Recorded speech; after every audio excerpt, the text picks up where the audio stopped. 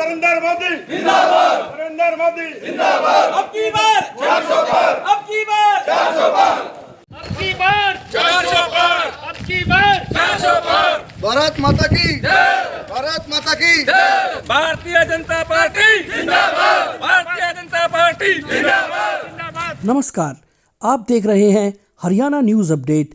हमारे संवाददाता शमशेर जी की रिपोर्ट।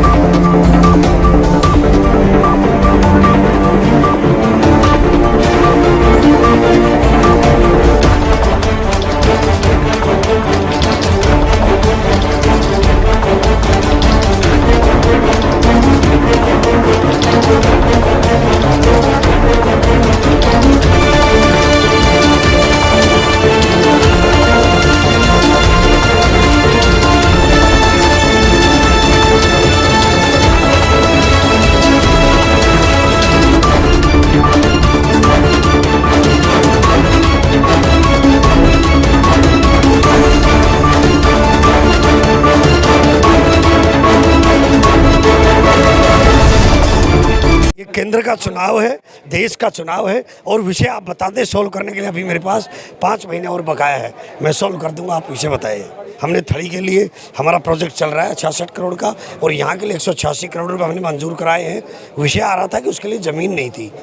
नगर परिषद पटौदी मंडी ने नरेड़ा गांव में 25 एकड़ ज़मीन दी है, जो अब निगम परिषद से पब्लिक हेल्थ को ट्रांसफ़र होने वाली है आचार संहिता के बाद।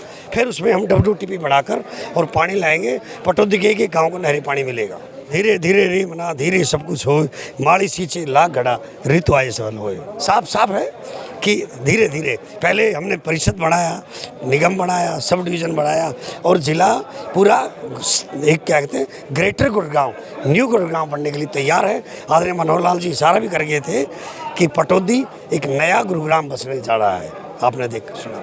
आज विधानसभा के प्रचार का आखिरी दिन था और आज विधायक जी के नेतृत्व में रोड शो हुआ है। बिलासपुर से लेके हेली मंडी, जाटोली मंडी, रोशन पैलेस, हमारी वाटिका में चाय पानी का प्रबंध हुआ है। आज एक तरफा माहौल था बिलासपुर से लेके और जटोली मंडी तक, जो विधानसभा का लास्ट मोड़ पड़ता है, और एक तरफा माहौल है। हम तो यही कहेंगे कि जिस तरह से पिछली योजना में माननीय केंद्रीय मंत्री राव इंद्रजीत सिंह को यहाँ से 1 लाख से ज़्यादा वोटर जीता है, उसे डबल मार्जिन से, क्योंकि एक तरफा इलेक्शन है, कोई है ही नहीं सामने। तो ये सब आपने देख लिया होगा। आज जिस तरह से हुजूम जुड़ा हुआ है, आज हज़ारों की संख्या में लोग और गाड़ियाँ आगे पीछे थी, तो एक तरफा लोगों का मन भी बन चुका है।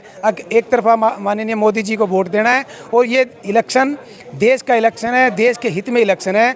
और हम सभी युवा साथियों से और सभी क्षेत्रवासियों से निवेदन करूँगा, अपील करूँगा कि ये इस इलेक्शन को ना तो किसी जातिगत ना किसी व्यक्तिगत इलेक्शन समझे, देश का इलेक्शन समझ के माननीय प्रधानमंत्री मोदी जी को वोट दें और देश को एक सशक्त नेतृत्व के हाथों में सौंपे, तभी युवाओं का और देश का भविष्य बना रहेगा। ये बात तो सही है, टक्कर दे रखी है, लेकिन जमानत जब्त करने के चक्कर में दे रखी है। हो सकता है अगर अपनी जो जमानत भी बचा जाए। राज बब्बर के बारे में तो मैं यही कहूँगा, क्योंकि राज बब्बर का क्या अस्तित्व है हमारे लोकसभा गुड़गांव में, कोई अस्तित्व नहीं है। ना तो उनके घर का पता, ना उनके ऑफिस का पता। अगर पहली बात तो जीत तो है ही नहीं।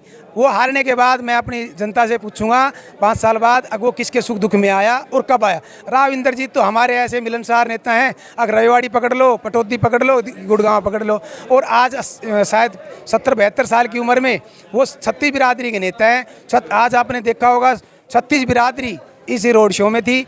जाट समाज से, ब्राह्मण से, वाल्मीकि और ऐसी समाज के तो यहाँ पे बहुत ज़्यादा थे। और एक तरफा लोगों का रुझान बना हुआ है, किसी भी तरह की कोई दिक्कत ही नहीं है। ये लोग मान रहे हैं, ये खुद बचा रहे हैं, कोई हमें अफवाह फैला रहे हैं, अफवाहों से कोई फ़र्क नहीं पड़ता। देखिए, जिस प्रकार से हमने पिछले 20-25 दिनों से जो हम अपना चुनावी अभियान चलाए हुए हैं और जिस प्रकार का जन समर्थन हमारे यहाँ के लोकसभा प्रत्याशी भारतीय जनता पार्टी के राव इंद्रजीत सिंह जी को जन समर्थन मिल रहा है, उससे ऐसा प्रतीत होता है कि हमारा चुनाव बहुत आगे बढ़ चुका है और राव साहब ज़्यादा से ज़्यादा वोटों से जीत करके लोकसभा में पहुँचेंगे। हमारा चुनाव अभियान आज समाप्त हो जाएगा, चुनाव प्रचार का आखिरी दिन है। तो मैं मतदाताओं से अपील करना चाहता हूं कि 25 मई को सुबह सुबह सभी अपने मतदान पर जाएं और ज़्यादा से ज़्यादा वोट अपने गांव से पोल करवाएं, भारतीय जनता पार्टी के पक्ष में करवाएं, राव इंद्रजीत सिंह जी के पक्ष में करवाएं। और जितने हमारे कार्यकर्ता उनसे भी मेरी अपील है कि अब सभी जाकर के अपने बूथ को संभालें, क्योंकि चुनाव प्रचार का आज आखिरी दिन है। आप अपने बूथ पर जाकर के काम करें और अपने बूथ से ज़्यादा वोटों से राव इंद्रजीत सिंह को जिता करके भेजें, ताकि राव इंद्रजीत सिंह जी इस देश के अंदर सबसे ज़्यादा वोटों से जीत करके देश की सबसे बड़ी पंचायत में पहुँचे।